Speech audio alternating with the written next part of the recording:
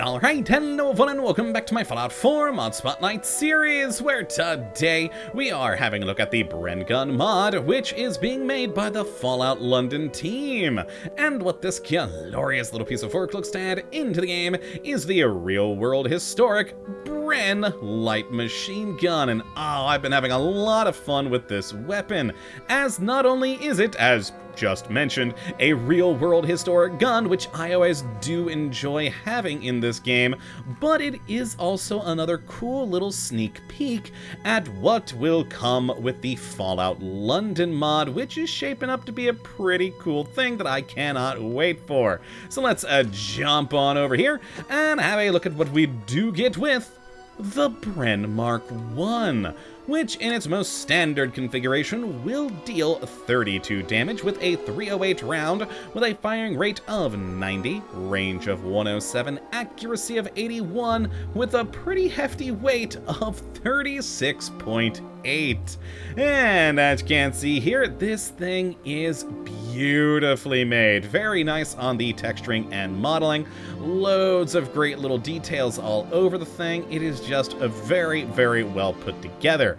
And as a weapon, looks magnificent. Now, as for in-game usability, well, I mean, the damage is not too bad. That weight, though, is really darn heavy, but I mean, this was a light machine gun made in, what, the late 30s, early 40s? So not exactly the peak of lightweight manufacturing back in those days, but still a very nice, fun, functional weapon.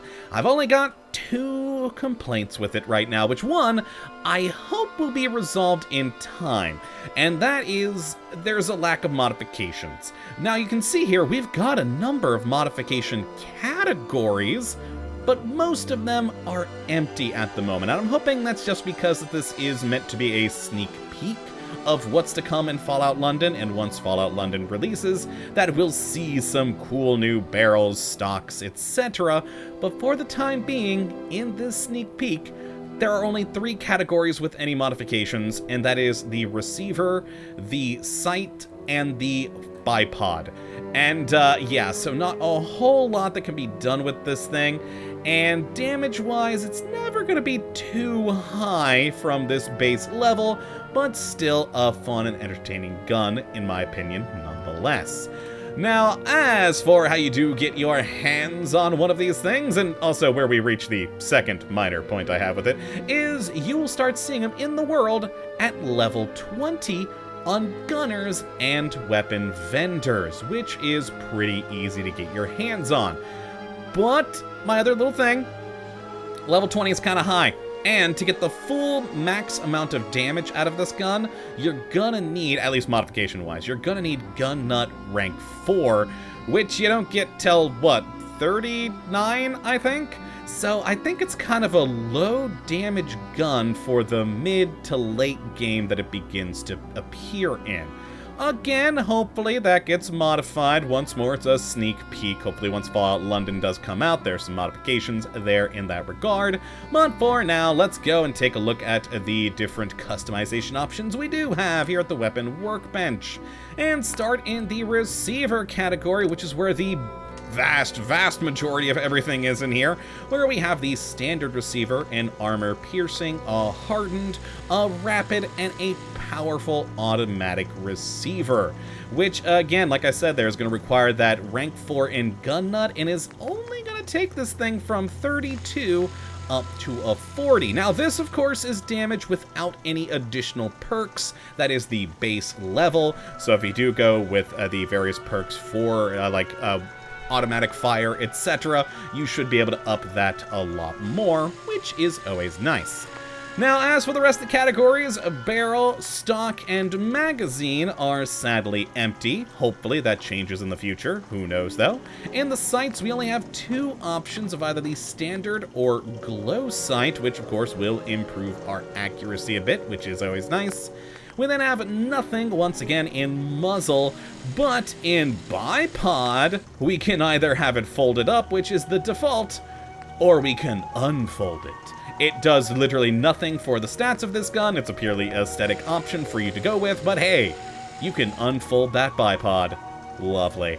Now, let me go and grab my one other Bren machine gun that I did modify, because, again, there's not a whole lot of modifications to do. I got a little glow-sighted, powerful Bren here for that full max 40. And let's take some test shots, though. Oh, boy, I was in God mode a while. Let me make sure I'm not in God mode. Yep, we're good. We're good. Let's reload that and look at that gorgeous animation. Beautiful. And fire. And there we go, 30 rounds downrange pretty darn quickly.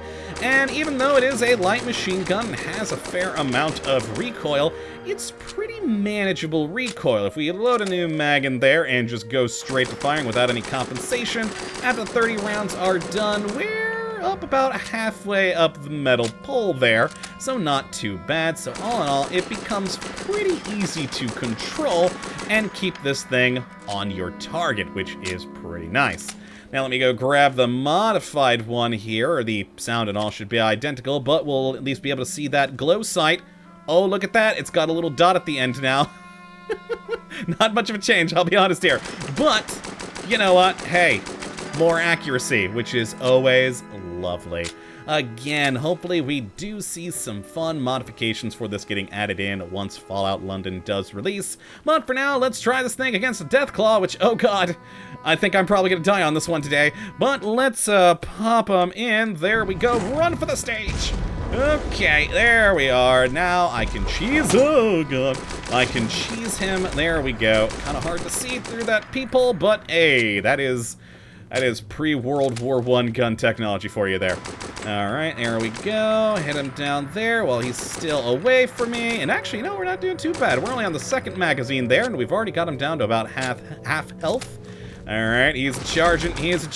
Oh god, how dare he bob and weave with my small field of view with sights. Okay, he's almost dead. Perfect. Take him down. And we should have him.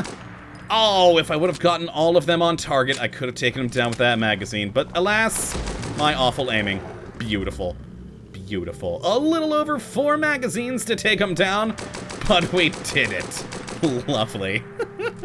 Alright, so yeah, that is basically all there is with the Bren Gun mod.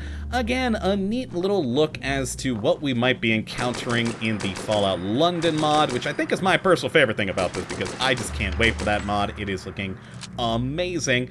As a weapon, though, it's a pretty fun gun to roll around the Commonwealth with, though it could use some more modifications, and I think the point at where you get it in the game is a little bit later than it probably should be, but it's still a fun weapon to mess around with, and if you would like to have a look at it for yourself, which I would certainly recommend you go and do, you have a look at the link in the description as per usual. But that, my friends, is going to be it for this one today.